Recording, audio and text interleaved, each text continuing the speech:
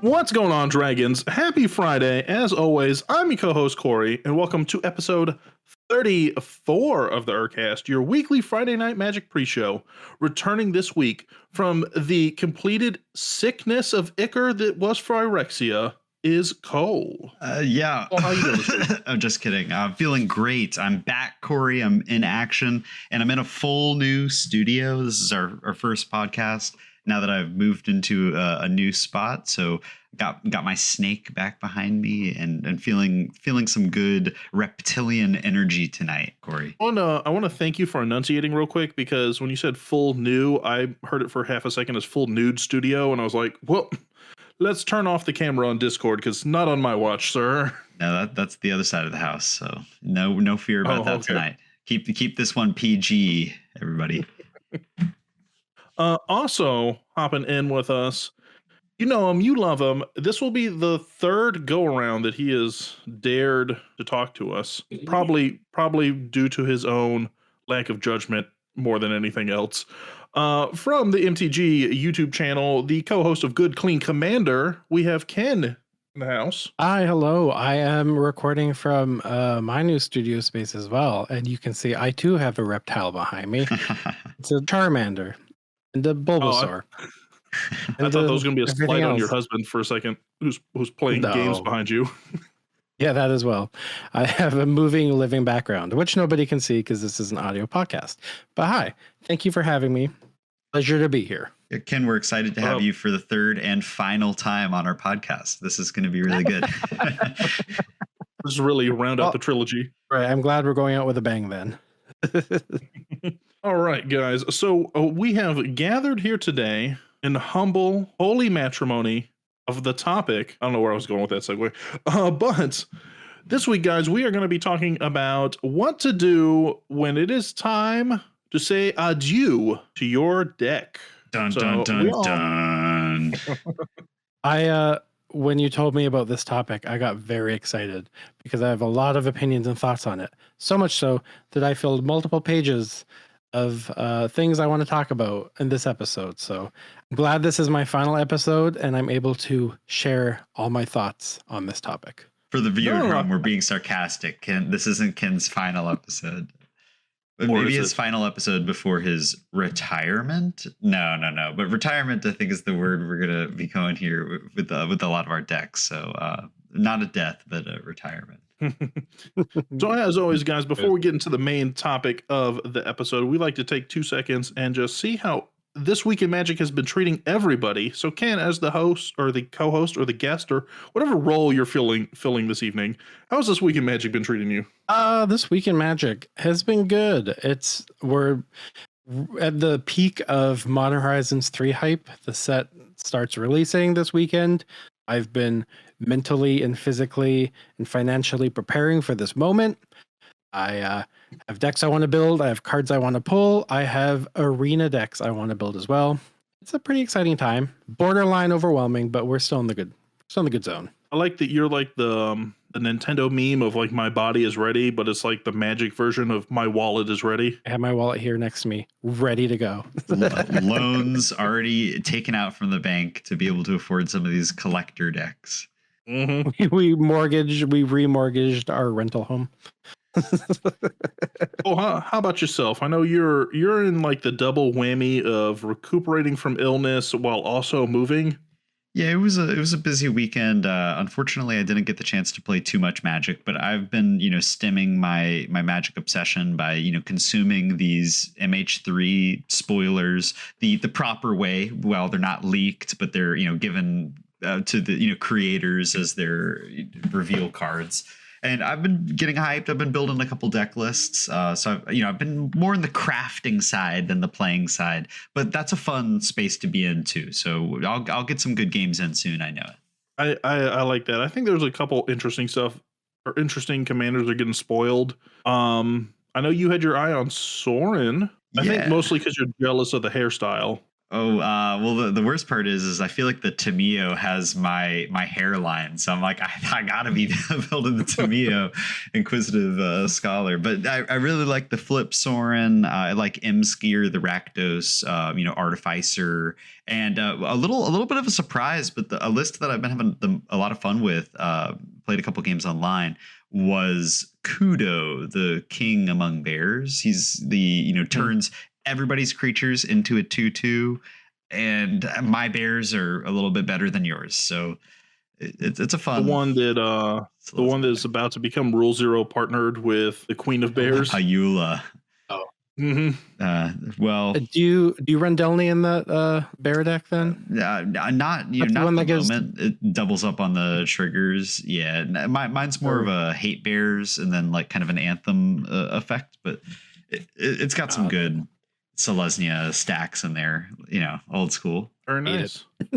What I've about been you, Cory? doing I've been doing what I'll call, I don't know what the Magic version would be. It wouldn't be like the Lord's work. It would be like, I don't know, the Ugin's work.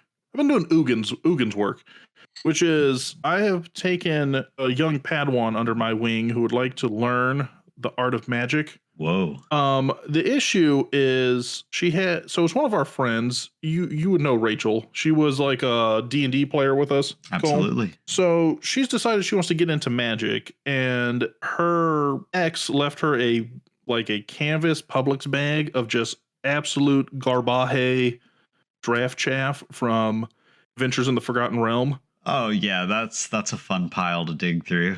But she wants a deck built out of this, and specifically she wants it built around like the most hot dookie common I've ever seen, which is this monk. It's like a 1/1 mono white monk, not a legendary by the way, just a common like drafty piece. It is whenever you cast your second spell, it gets a 1/1 counter, and that's it. It's like Monk of the Open Hand or something like that. I'll make an exception. Let her bring it in as a commander. Let's see how it works. Let her cook. Let her cook. So I'm in the middle of trying to craft a like a budget Archimandrite deck of monks. So I'm trying to go monk prowess without making it overwhelming, to a new player, but we'll see how the end product ends up, I think.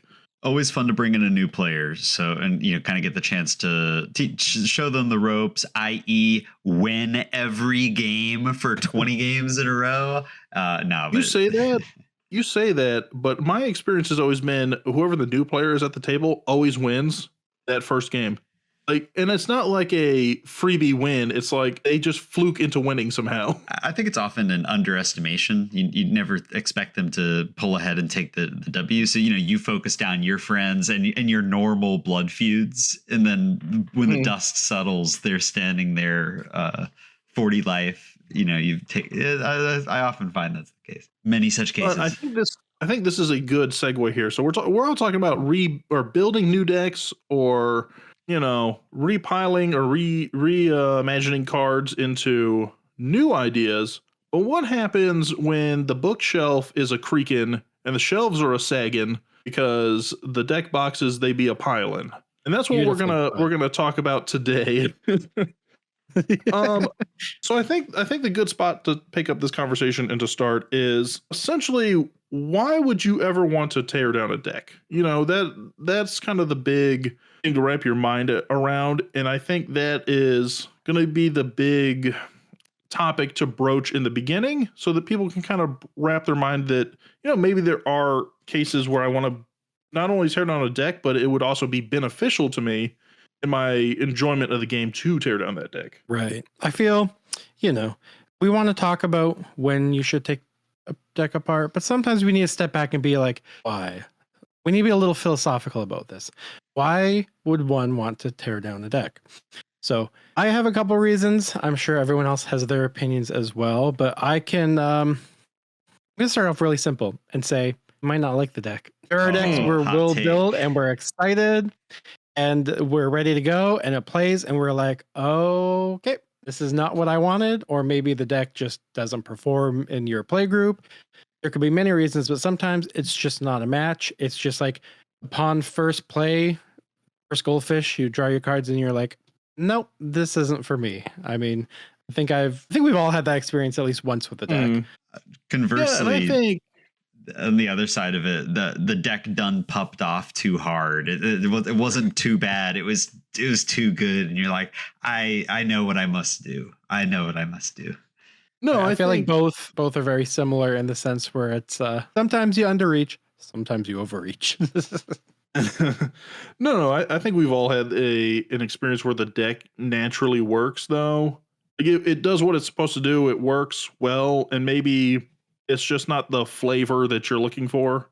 Because I've definitely had that experience where, for me, as an example, I got the Choshiro like precon at one point with Choshiro the Shattered Blade that has to do like modified creatures. Gruul. The deck, Gruul deck absolutely slaps out of the box. Like does exactly what it's supposed to be doing, throwing out auras and equipment and counters and all this stuff. And in fact, I don't think I've lost playing that deck. Like, not that I pull it out all the time. I also was destined and determined to make it the first deck I tore down because I just was like, it's good and stuff, but it does not excite me to play. It feels very calculating or mathematical to play, as opposed to stimulating that fun side of my brain. No hate to math nerds over here. Math is cool and fun too.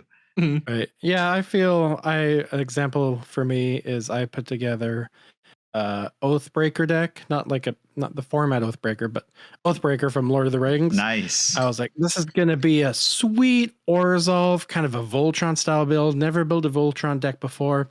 I sat down at a player pod and somebody had a Maze of Ith. And I did nothing the entire game. I just didn't build the deck to do anything other than that one thing. And I kind of, at the end of it, I was like, I need to diversify. And this was not the playstyle for me. That deck got taken apart the next day. So kind of like on a similar note, I think there's a deck that you've played once and you've hated, and then there's a deck you've played. I fear the man who hates 1,000 decks rather than the man who hates one deck 1,000 times.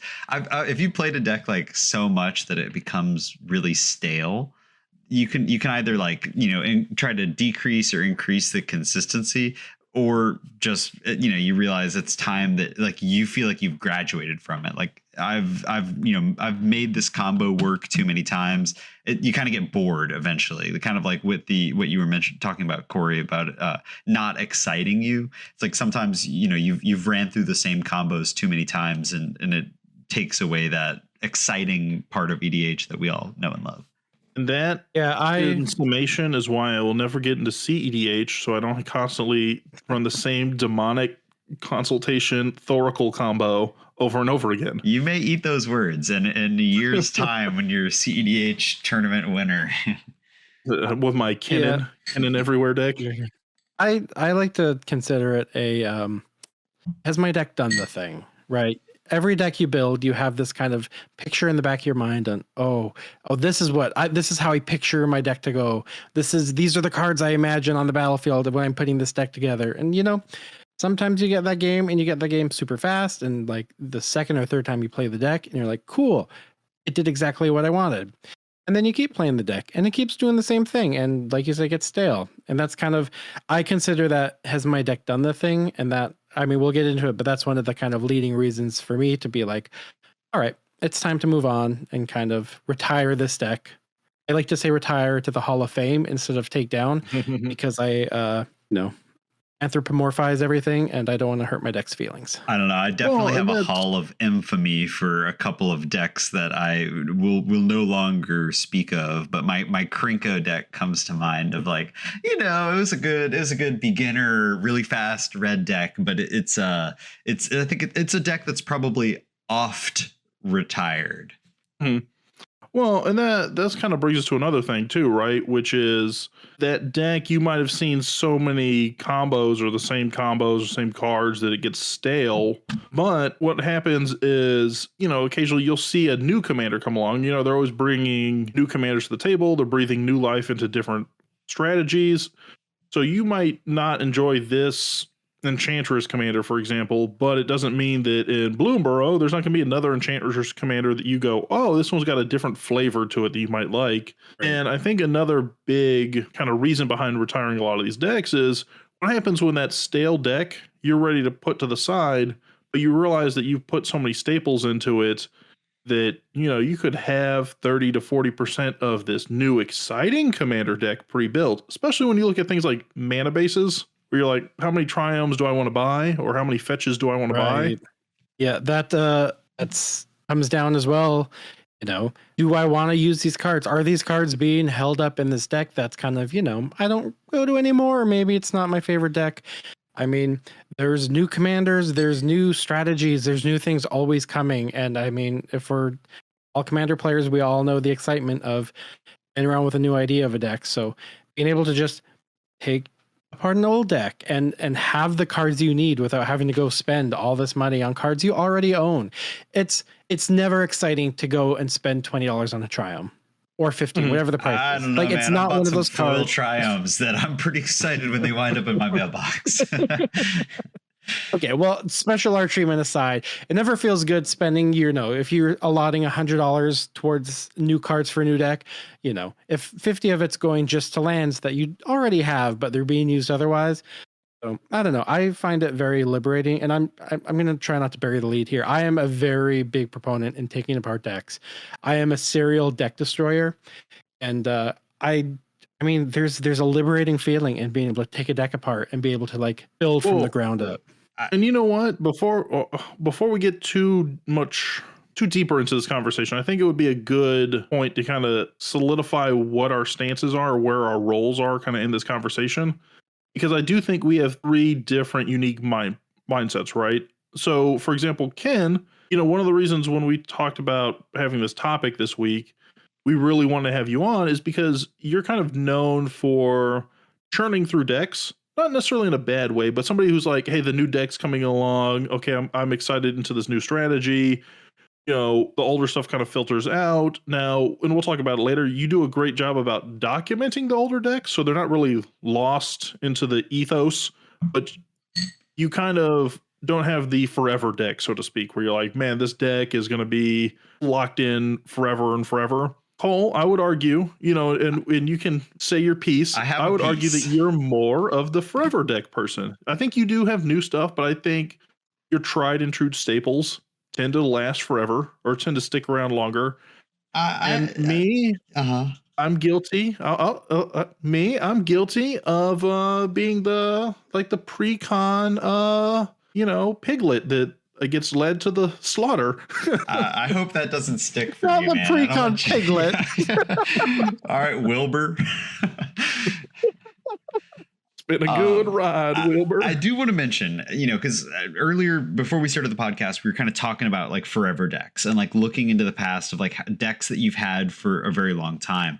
I think there's kind of an integral question here that needs to be addressed of what do you consider the deck? Is the deck the commander or the 99? Because personally, you say I'm a forever deck boy, and I'll take that. But I like to think of myself as a pretty solid revamper. I see a new thing or I see an old thing, and I'm like, I've played this deck a lot. I've had fun with it. I kind of want to take it in a little direction. I want to change 5 to 10 cards in the commander or just the commander and see how it goes. And, it's not necessarily a new deck. I feel like I have a forever deck, but it's a mono black deck that the commander has changed through probably 25 to 30 legends. And a lot of them have been incorporated into the deck to kind of, increase the history and the lore, but to me it feels like it's the oldest deck that I have, even though only the 99 has stayed the same and the commander has changed a million times.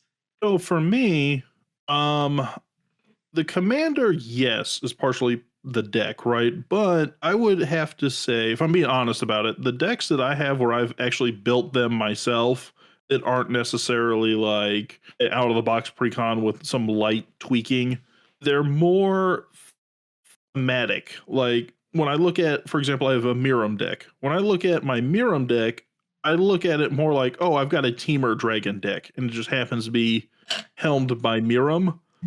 But if a better Teamer Dragon commander came along, it won't. Miriam's the best Teamer Dragon. There's no doubt about it in a mile in either direction, man.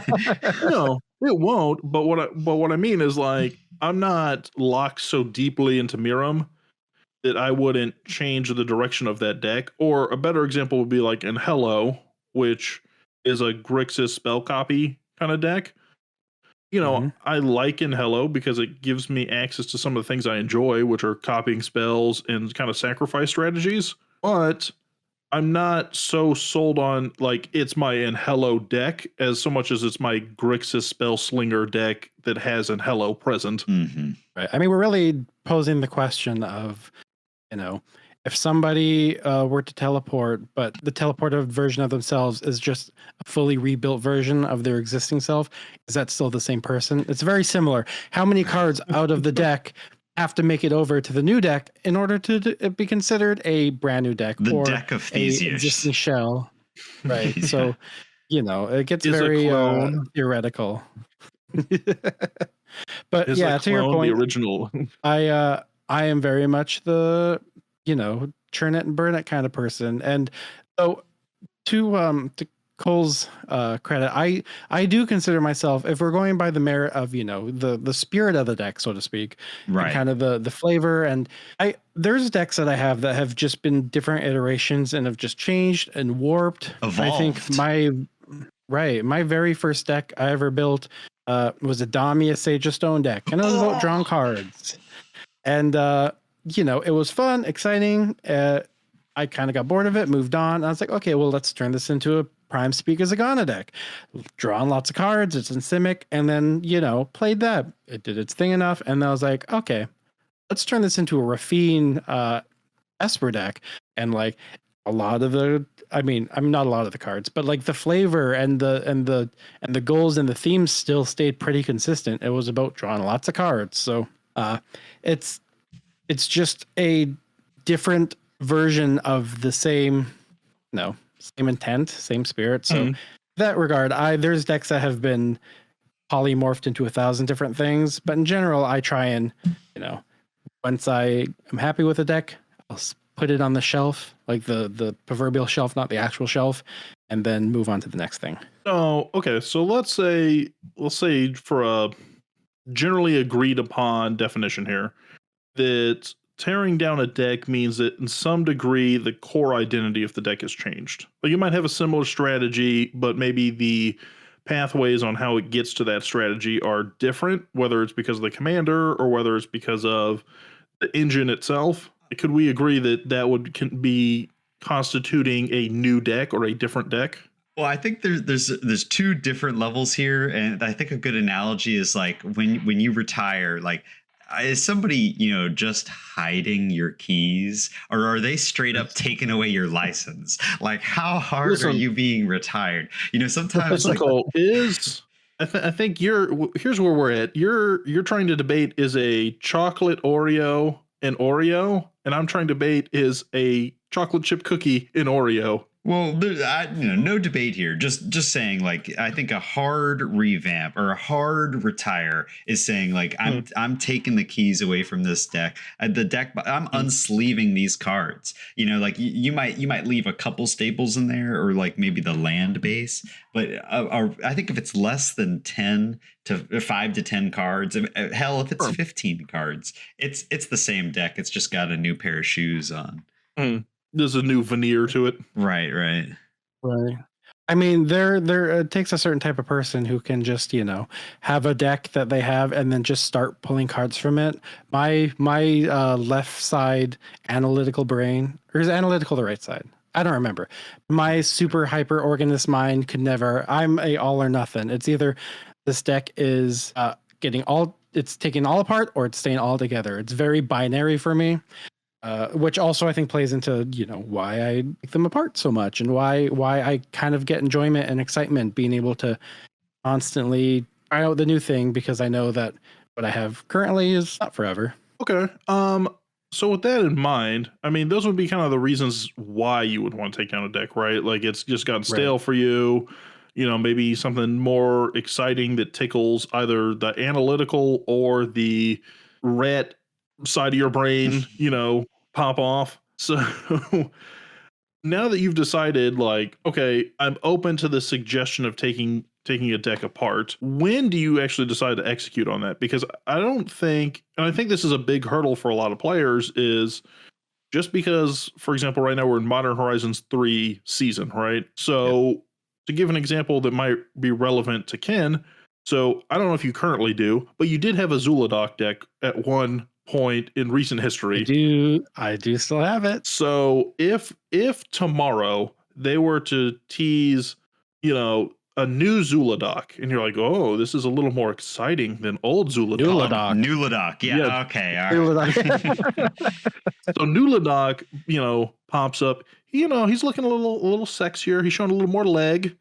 Got the gams going. Do you just strip down the whole deck and like ditch it on the roadside, or you take it to the Cheesecake Factory for one more goodbye, or how are we doing it here? So for the metaphorical Zuladoc, which, I'm sure I could come up with a better example because right now Zuladoc is about to be living their best life post MH3. Sure. But for the sake of the, using that as an example, I have a bit of ritual when it comes to taking my decks apart, right? Dark ritual. I have yes, 1 mana, get 3 mana back. Always lucrative, never bad. I kind of have my steps and my rituals for a deck. So let's say there's a deck in my kind of front main board decks. Mm-hmm. I will go through on almost a weekly basis and be like, okay, these are the decks I think I'm going to get rid of next, right? So let's say Zuladoc was in that. There's something new coming down the pipeline. I kind of have in back of my head for this.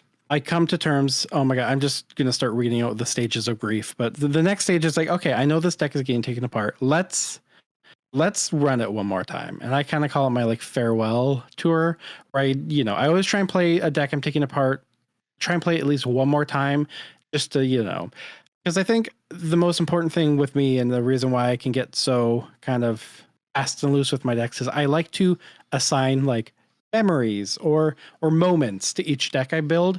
And if I'm not able to capture, or maybe the last game is the game where I get that moment of like, oh, this is how I'm going to remember this deck. I think that's important. And I think it's, I don't know, it's very sentimental and kind of fluffy, but that's kind of the stuff I work towards. So if I know I'm taking a deck apart, I'm always going to try and give it at least one more good college try. Have you ever had a game so good that it takes your deck off the chopping block? Like it's a horse that you're like, I'm sorry that you lost, but it wins the race so good that it goes back on the shelf rather than your pigs to the slaughter, PETA, right, calling your name with how many decks you got on that chopping block.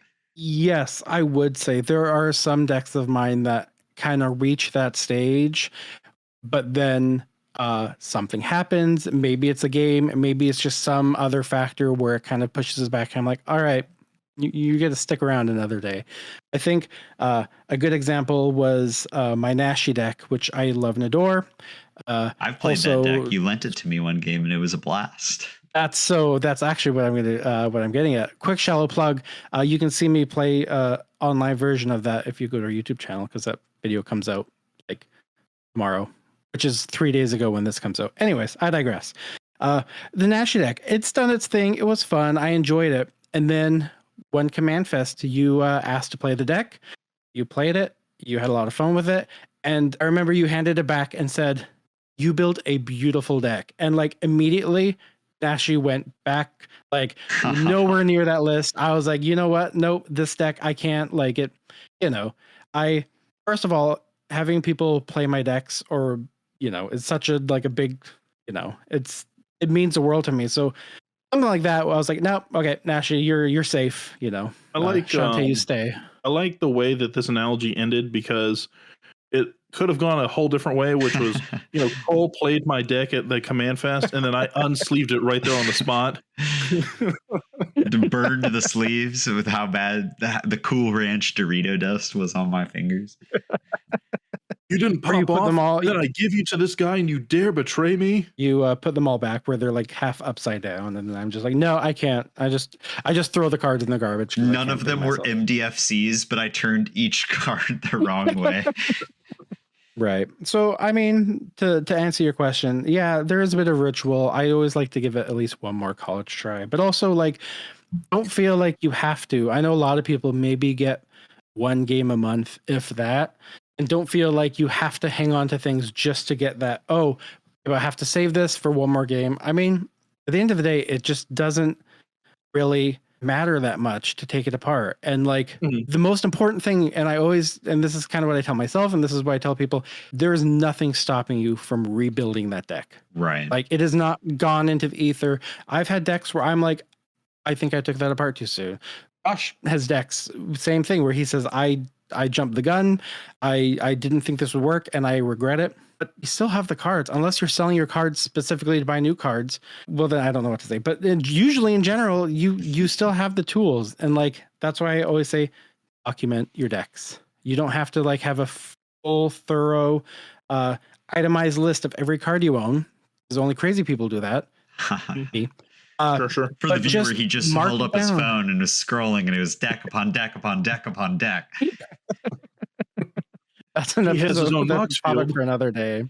But yeah, just document it somehow and just keep it, Mox Field. I use ManaBox, the app. Write it down on loose leaf paper and store it away somewhere, right? Just you can always come back to it, and it's never like a permanent thing. So I think that's a big misconception people have with tearing their decks apart, I think. Well, what's funny too is, so this is the situation I've come across, which is just quantity of decks, right? Right. And it's not so much that I've disliked my decks, like, oh, I don't like these decks, but when you get to a certain number of decks, you run into the situation of, okay, I'm only going to play so often, right? And anytime I play, I'm only play so many games. So if I've got 100 decks, I'm not playing 100 decks. I might play. You got to get those numbers up. I've got a deck per commander, but in my experience, so like I said, I'm a big precon purchaser. So typically on each release, I see like 1 to 2 precons where I'm like, oh, I like this either for the commander, the backup commander, something like that. Right. And I will play them around that release time. And then a couple sets go by and I realize Rashmi and Ragavan have just been collecting dust forever. Or Chishiro has just been collecting dust. I've moved on to something I find more enjoyable or more relevant to the play group. And for the record, forever being at least less than a period of 1 year, because like Rashmi and Ragavan, that's Aftermath, right? Or those? And I've played them. I've played them like March of the Machine, but I've played them like twice since maybe August. Right. And they were I have a very right. I have a very kind of solid rule, and I say solid as I explain this. There is a bit of flexibility depending on the person, but I have what I like to call kind of like a 2 to 3 month rule, or you can also judge it going by set, so maybe 2 set rule. And it's not always a matter of have I played the deck in the last 2-3 months, for example, because sometimes, like I said, you don't play a lot of decks. But the big thing for me and the true tell of when I'm ready to move on is, have I tuned the deck? Have I gone through the deck list? Have I thought about new cards? Have I gone and made changes? Like if I have not touched one of my decks in, let's say, 2 to 3 months, which usually equates to 2 sets, give or take, that's usually a good sign of like, okay, this maybe isn't for me. It sat here because, half of Magic for me is brewing is just as much of the game as playing. So I'm not sitting there and combing through and updating and finding new exciting cards, then usually that's a sign. So I think that goes hand in hand with, it only is have I not played this in a long while, but have I also just not thought about it in a while?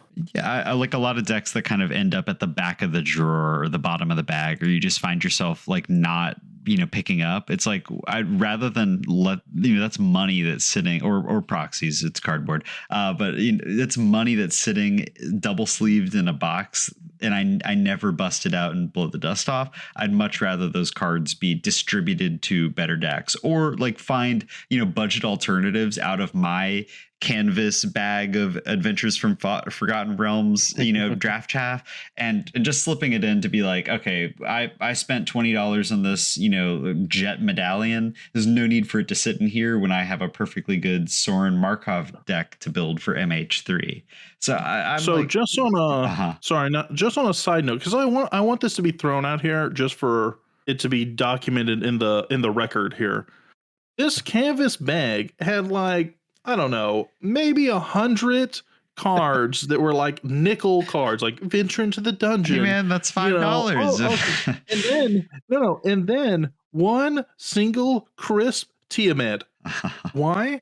How Tiamat slipped through the cracks? I have no idea. Does she want to build So you're- Tiamat? No, I don't want to build Tiamat. That's like almost a sign. It's like, finding that Bakugan rolling up to you on a hillside, and it's your spirit commander. Like, that's the perfect exactly. opportunity. It's like this is Ash Ketchum showing up to Professor Oak's lab to find all the other starters have been taken, and there's only this crummy Pikachu off to the side. And he was honestly a Right. jerk about it for the first 20 episodes. Right. I mean, maybe she saw your Miriam deck and thought, maybe not. I can do this better. Is a little too.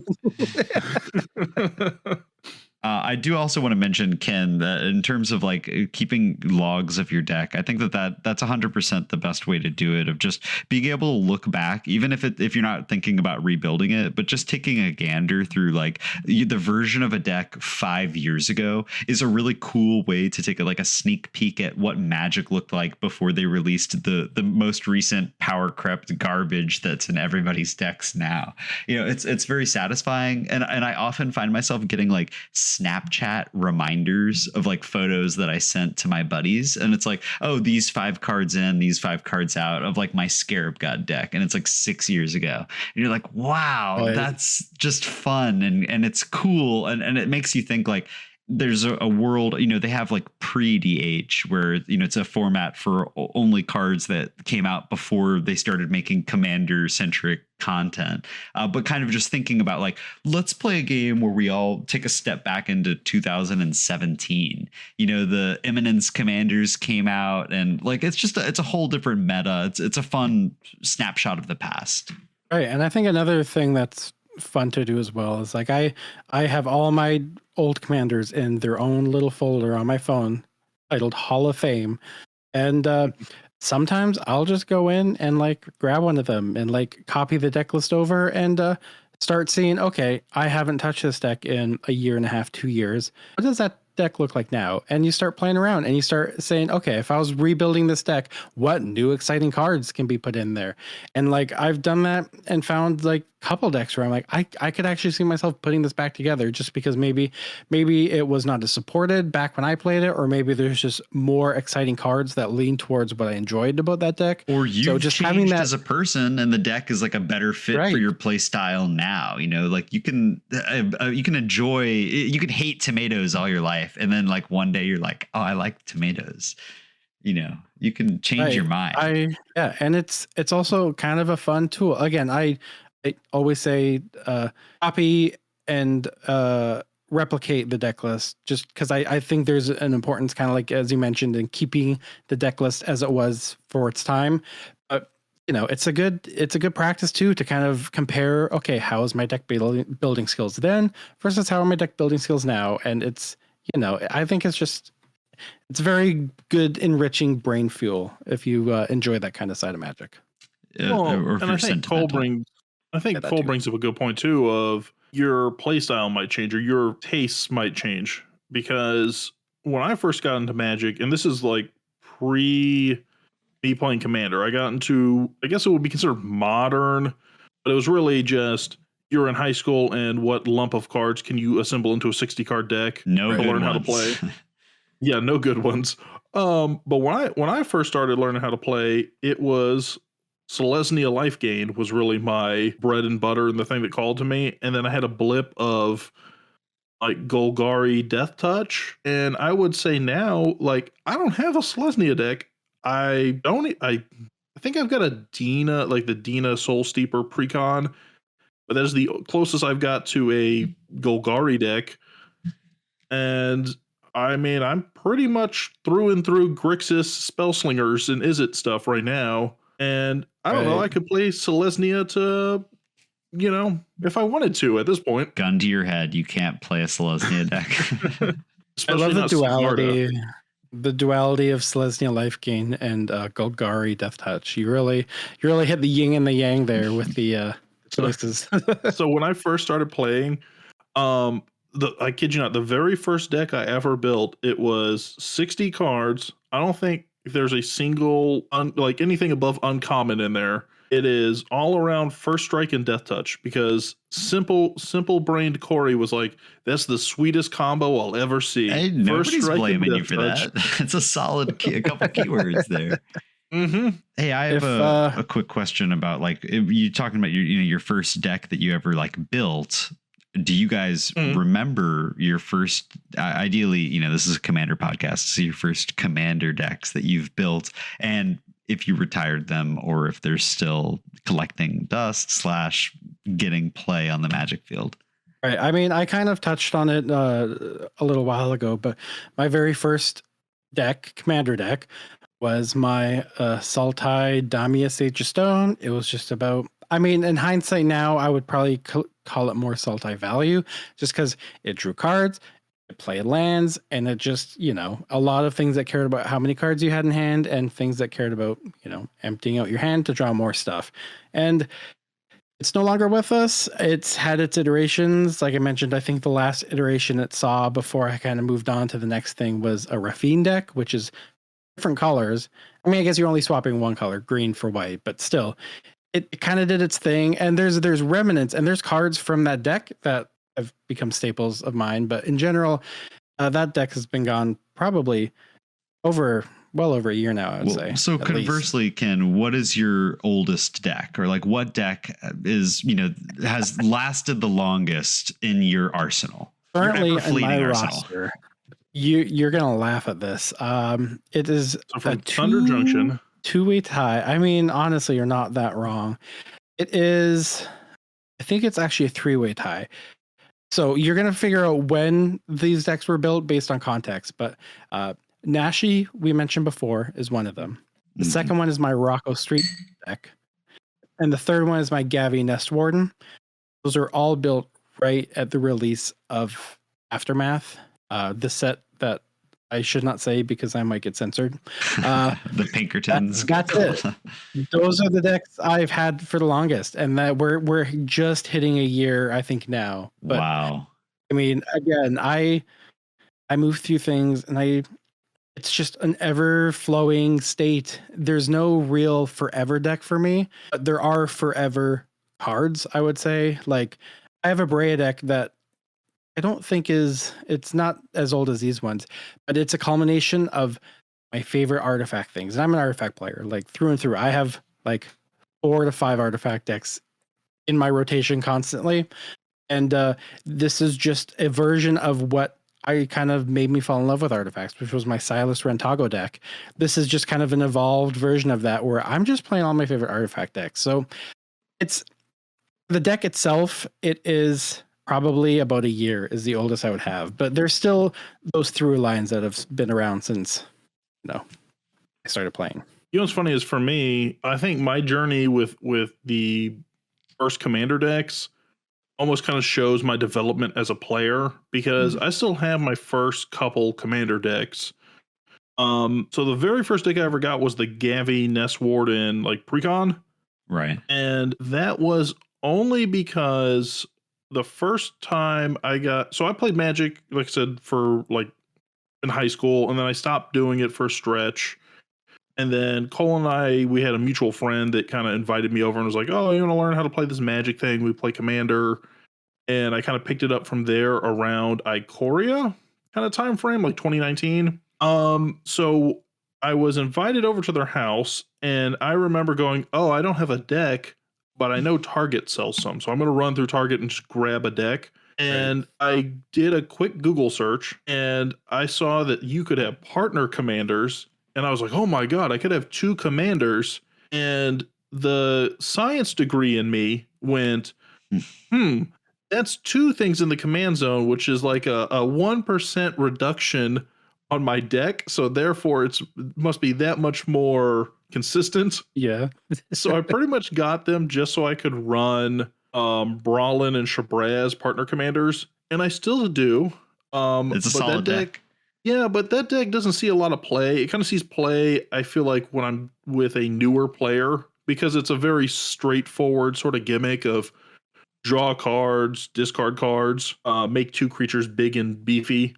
And their creatures are not laughing matters. One of them is a shark that does have wings. So yeah.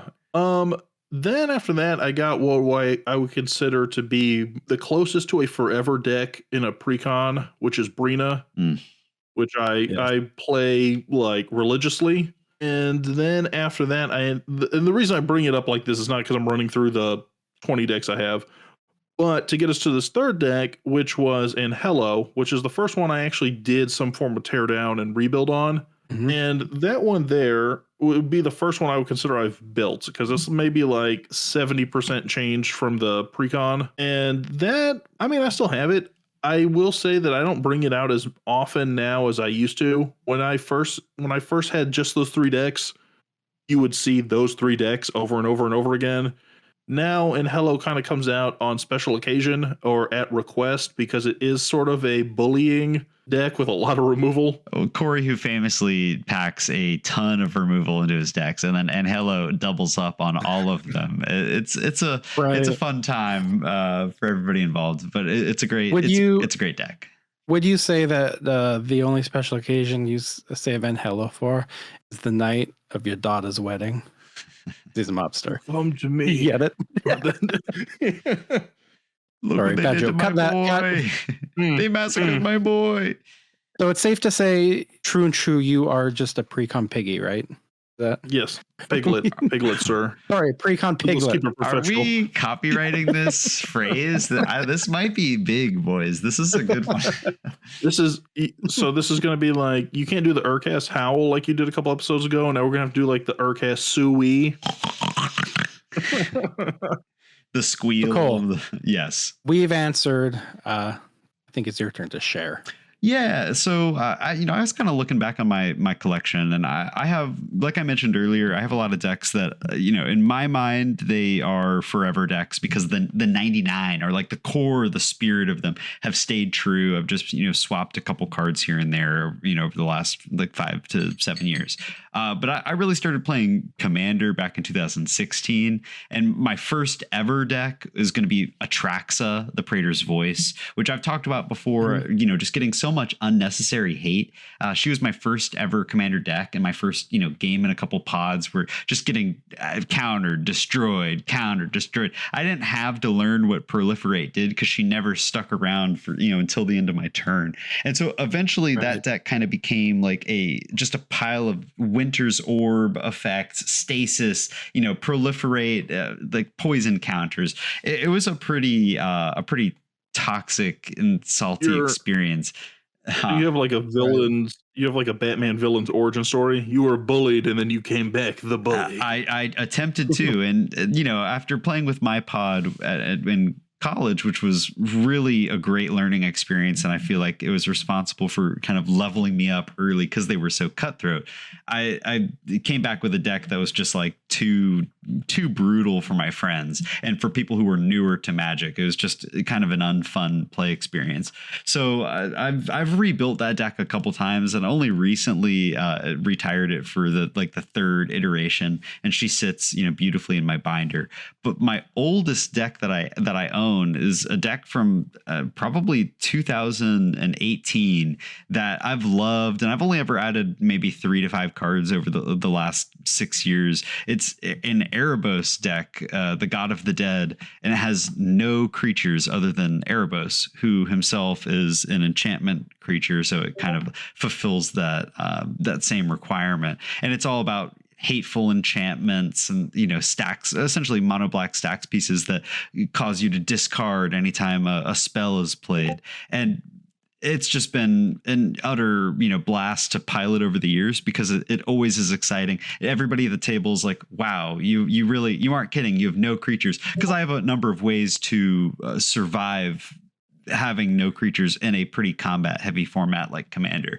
So that's a deck that I don't think I'll ever take apart, just because it itself is so unique that it's always avoided my not my grasp as in taking it from my drawer. I'm grasping that deck on the daily, but it's avoided my eyes in terms of I'll never see it as a deck that I could take apart. It's a forever deck. It's a part of me at this point.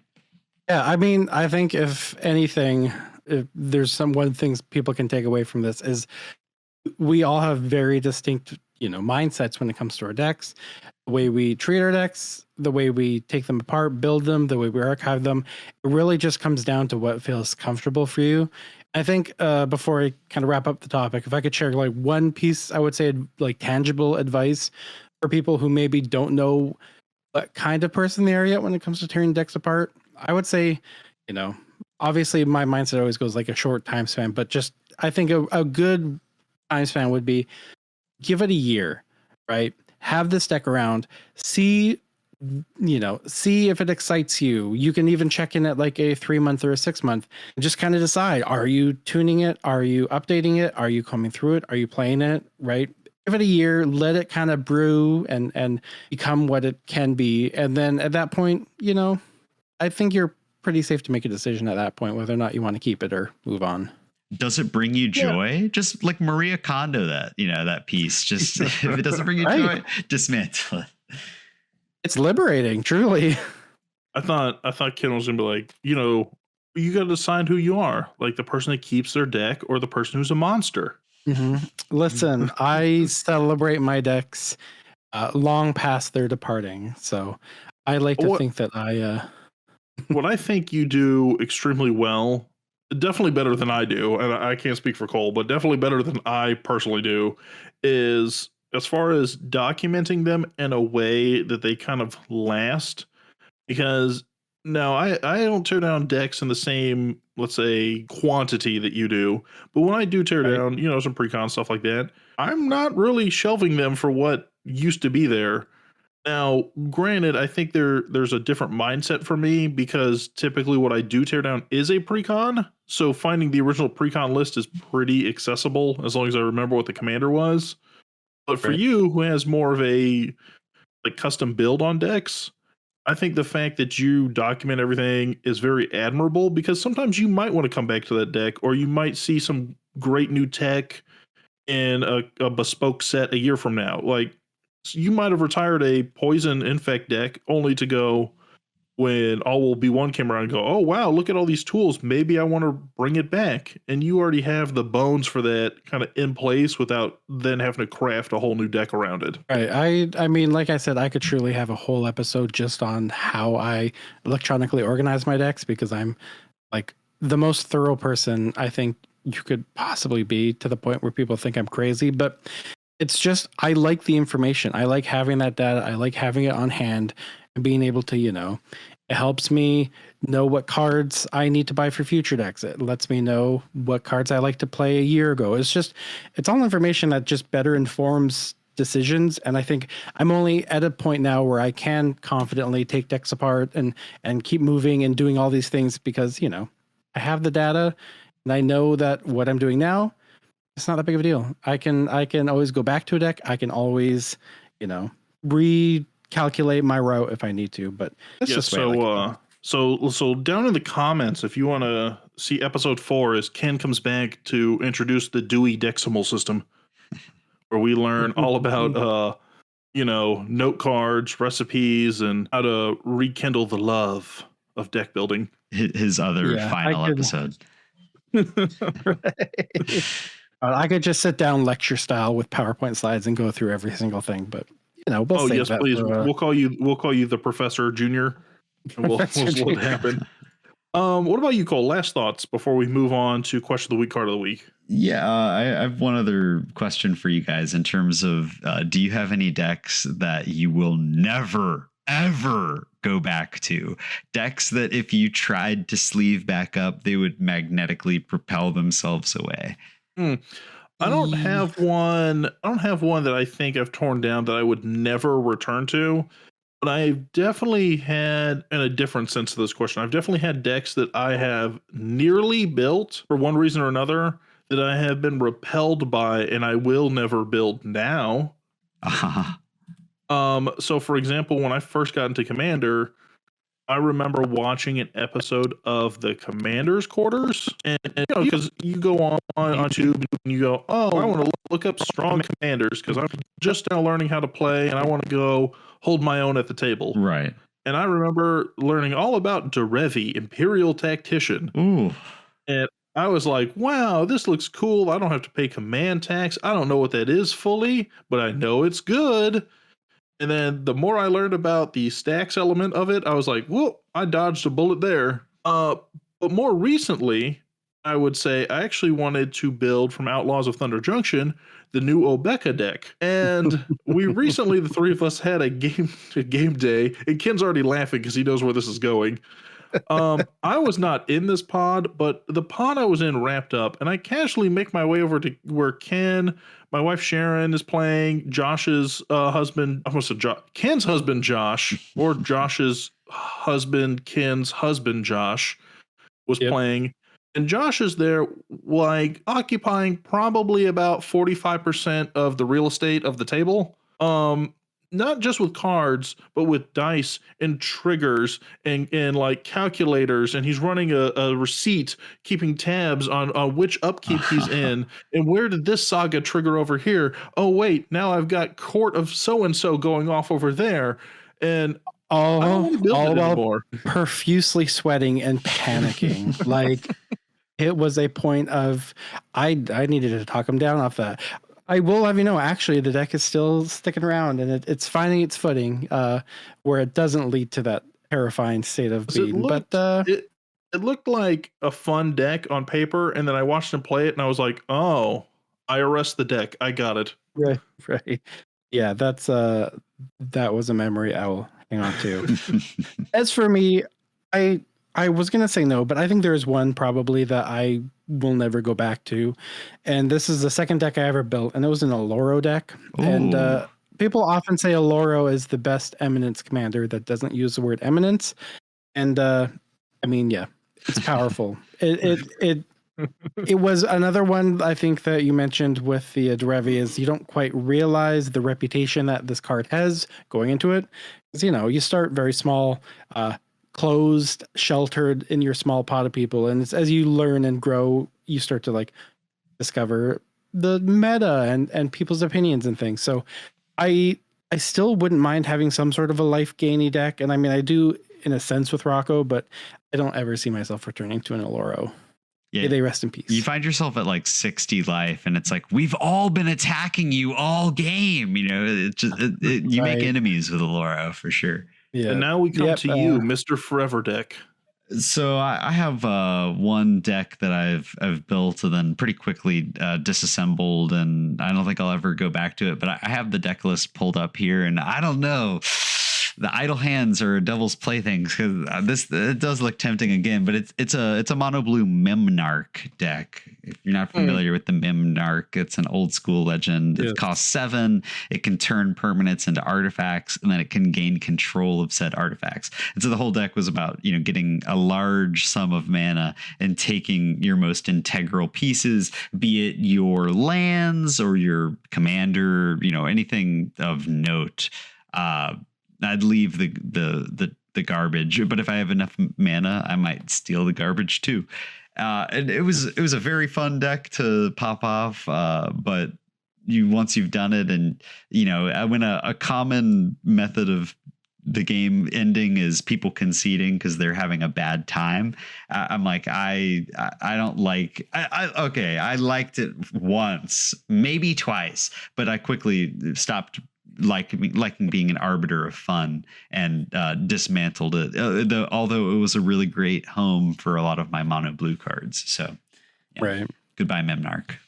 Good answers. I did that. Memnarch is a good answer because it's one of those decks I don't think you see as much anymore, but for people that have been around in the game for a stretch, I definitely have heard a lot of complaints about. It's a good one. Right. He's pretty cool. I hope you take, if you take anything away from this podcast, it's that you should build the 3 decks that we have just described. Yeah. Be the bane of your pod. Build these 3 decks, and I guess unsubscribe from the channel because you're going to hate us shortly after. But hey guys, that I think is going to go ahead and wrap up the conversation here. So let's hop into question of the week, card of the week, and then wrap up today's episode. So this week's question of the week comes to us on YouTube from Loadout482. So thank you for taking a second and leaving us a question of the week so we can go ahead and answer them. And this week's question of the week is, what is a commander you've always wanted to build a deck for, but the build never seems just right? I can go first with that one. I have been playing with the idea of building a Rakdos Lord of Riots deck for years. And I've had that, like, it's been sitting at about a 110, 120 for years. And I will constantly update as new cards come out and put it in. And I genuinely don't know why. It's actually like I'm trying to force and push myself to actually follow through and build it. I just don't know why, but it's one that has always been ever present, almost to the point where it feels like it is one of my decks because I'm always talking about it. I'm always thinking about it. I'm always brewing for it. But for whatever reason, I don't know. It just has not materialized yet, but stay tuned because that's one I do like want to follow through with. That's a classic. That's an old school commander. A lot of fun, right. And one of the best Rakdos commanders, I think, for a long time. When your name is Rakdos, you probably have to be in at least the top 5 Rakdos commanders. I thought you were going to say like, what is the, I can't remember what the actual brand is, but what was that commercial with the tagline is like, with a name like Rakdos, it has to be good. I know what you mean, but I cannot think off the top. I know. It's like a commercial campaign that's been going on forever. But Cole, what about you? Yuriko the Tiger Shadow, you said? No, you wouldn't catch me dead. But for me, it's been kind of a funny point that it shocked me a little bit earlier to hear you say it, Ken, but I have a legend sitting in my binder that has rolled around for like 1,000 different ideas that I've had. I've assembled small piles of cards, but they always end up going back. It almost became my Relentless Rats commander for a small period of time, but it's Damia the Sage of Stone. No way. Yeah, when you said that, I was like, that's cute because that's 100% my like most wanted to build, but I haven't ever got the lands were in other decks or just it never came around. But I think the idea of like being able to play out your hand and then refill it is just obviously very desirable. For 7 mana and Sultai, it's some great colors, but it's always avoided getting sleeved up in favor of other decks with a little less expensive mana base or something like that. But I love Damia, and I do expect that one day I'll have a Damia deck. I look forward to seeing it. What about you, all right, Cory? I guess I got to round it out. So this is going to seem a little ironic because I led off this conversation by saying that the very first deck I ever tore down was Chishiro the Shattered Blade, which was that precon from Neo Kamigawa. But the one that I have always wanted to build, and actually the reason why I got that deck was due to Kaima, the Fractured Calm, which is the backup commander in that deck. Yes. So it's sort of like a Gruul. You can put enchantments on, or not. Yeah, you cast auras to enchant opponents' creatures, and then they become goated, and everything that's goated, you put 1/1 counters on Kaima. It seemed really cool. I think the biggest hangup I've had with it is that in Gruul, there's not a huge amount of aura payoffs. Has been number one, and then number two is the fact that when you look at Kaima, it doesn't have any kind of evasion. Like there's no minute. There's no trample even. So you're kind of just making this 3/3 pig get bigger and bigger and bigger for no real payoff. And at the end of the game, it's, well, I've buffed up all these other creatures by giving other players auras and pumps.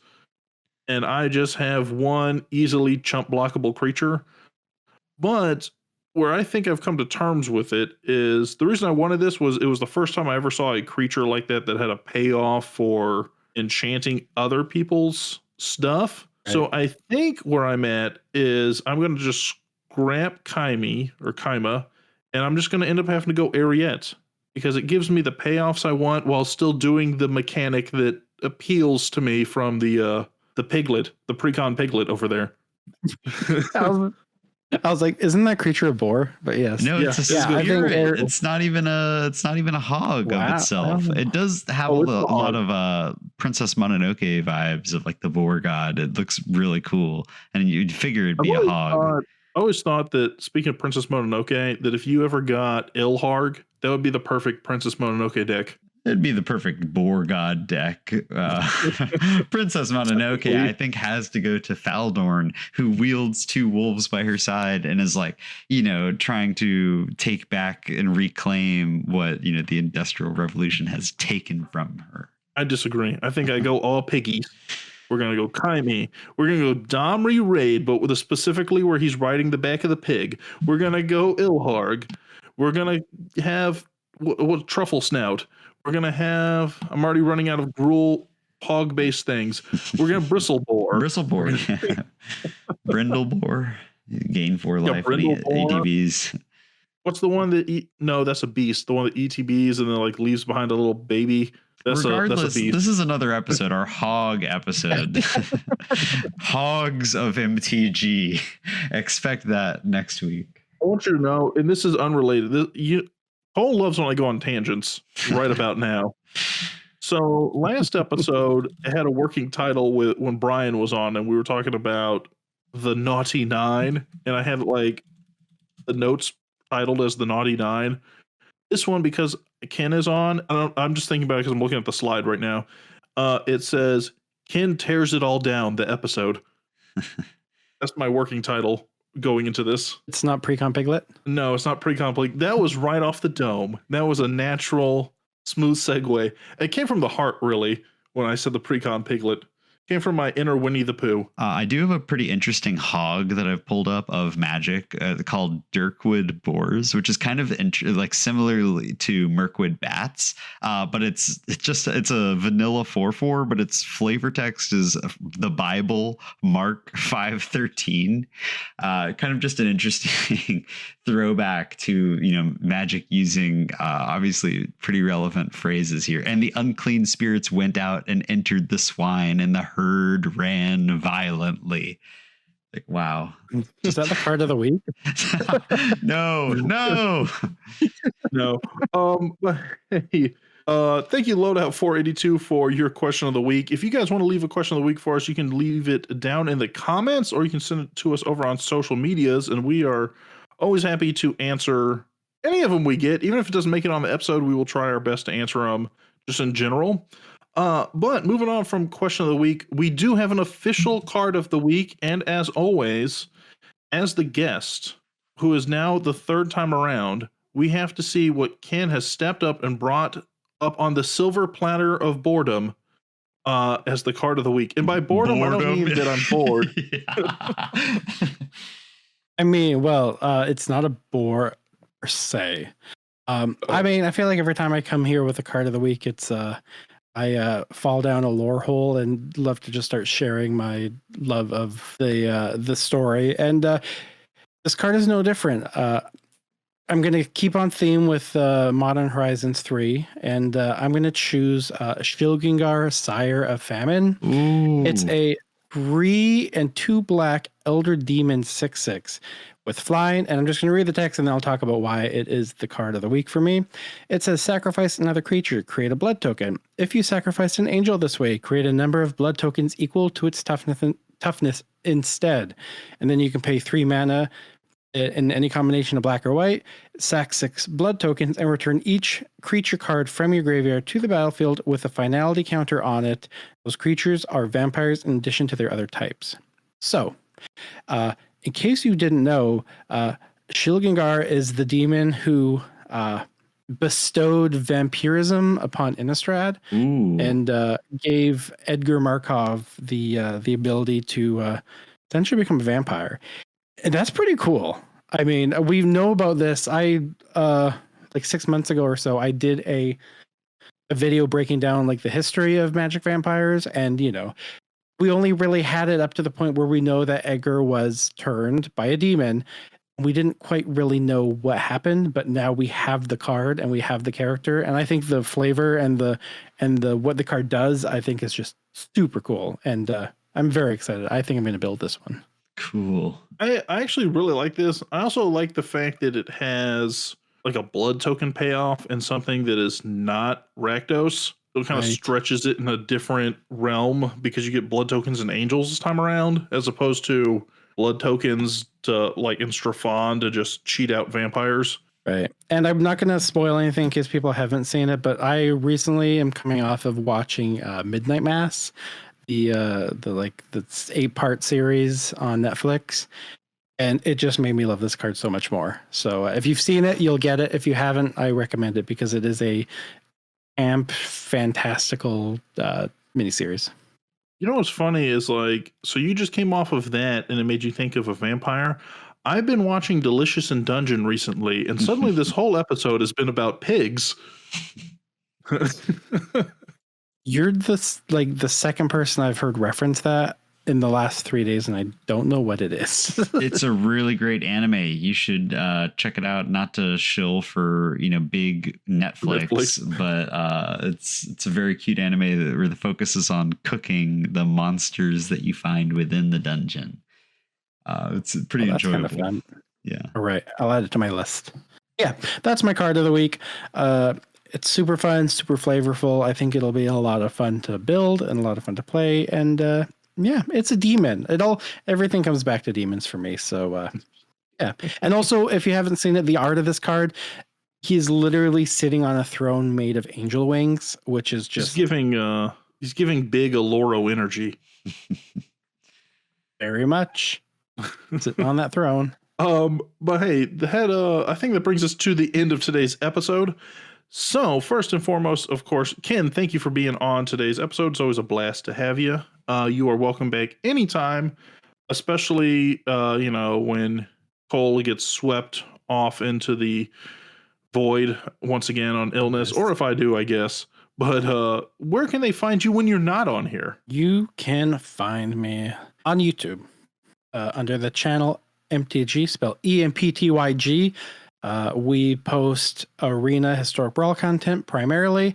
We're on a bit of a hiatus from Good Clean Commander Live because both me and my co-host are on opposite work schedules, so we just can't really make that happen. But doing a lot of fun, exciting things. I started this new series, taking my paper decks and turning them into historic brawl decks and seeing kind of how those decks hold up in a 1v1 format. So that's been a lot of fun.